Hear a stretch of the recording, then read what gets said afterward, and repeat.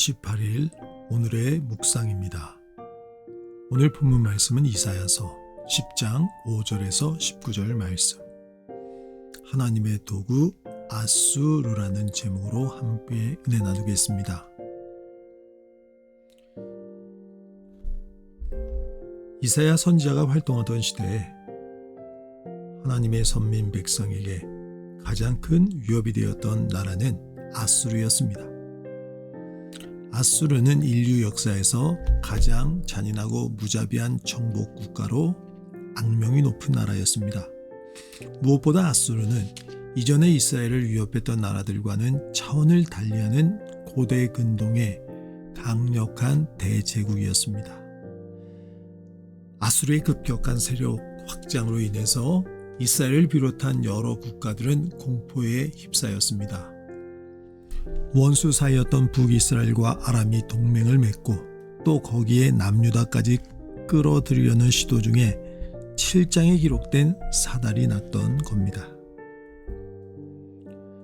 아수르 같은 강력한 대적의 등장은 우연히 일어난 일이 아닙니다.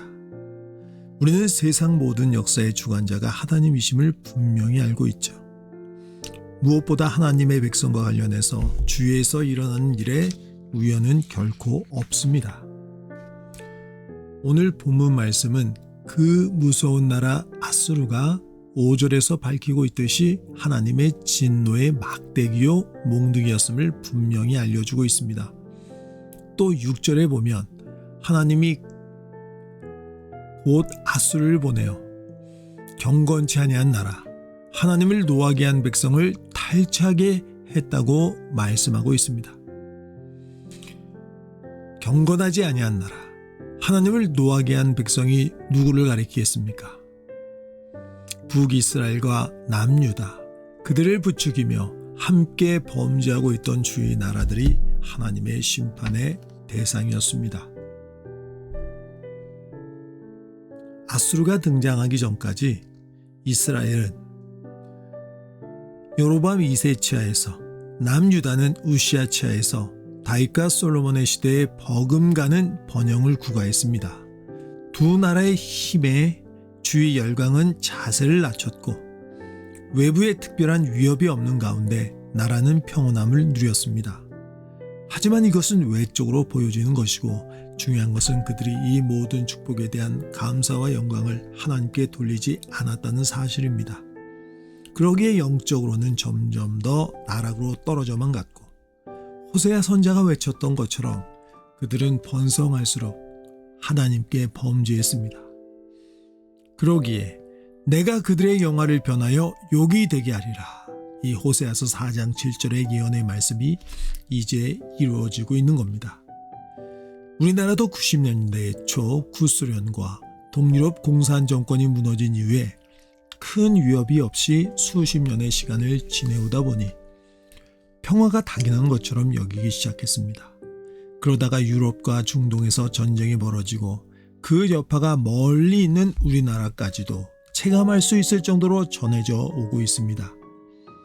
그뿐 아니라 북한이 핵 개발을 하고 한동안 잠잠했었던 중국과 일본이 무장을 다시 하는 일이 심상치가 않아 보입니다.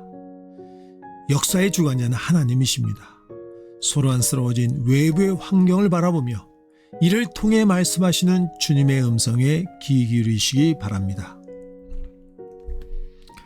당시 세상을 위협하고 있던 아수르라는 극악무도한 대제국도 하나님이 쓰시는 막대기 몽둥이에 불과했습니다. 물론 마치 자기 힘으로 권세를 얻은 것처럼 교만해 있지만 시편 2편 4절 말씀처럼 하늘에 계신 이가 웃으시며 주께서 그들을 비웃으시려다 라는 말씀이 딱 들어맞을 뿐입니다. 그 기세등등한 교만함과 포악함도 12절 말씀처럼 주의 일을 다 행하신 후에는 결국 그들 역시 심판받게 될 것입니다.